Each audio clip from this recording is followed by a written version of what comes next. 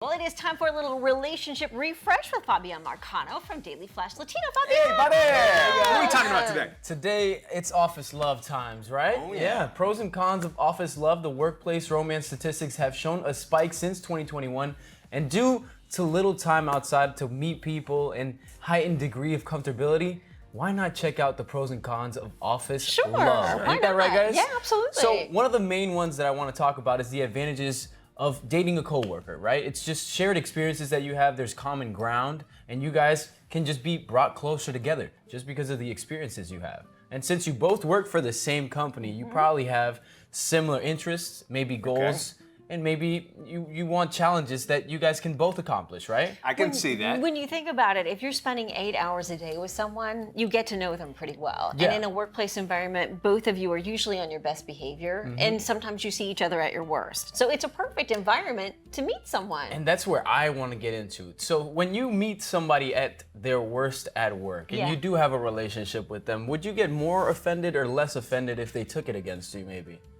Take Take a side against you, maybe. Oh, okay, because No. they're going after you professionally instead of personally. I would imagine that. Oh, that's Yeah, interesting. It's a very thin line, and that's why the whole saying, you don't crap where you eat, right? and that can happen. I think that it would offer, you would know more about the person because of the fact you know where they're, because you know more about them behind the scenes or out of work, where they're coming from and why they might feel the way they do professionally. So I could see it that way. However, it's a dangerous, very thin line you have to go. I've never dated anybody that I've worked with before, so I can't really speak to that, but I do know that you have got to set up rules early. And I think you do have to be conscientious of your privacy, because the last thing you want to do is promote your work relationship That's true.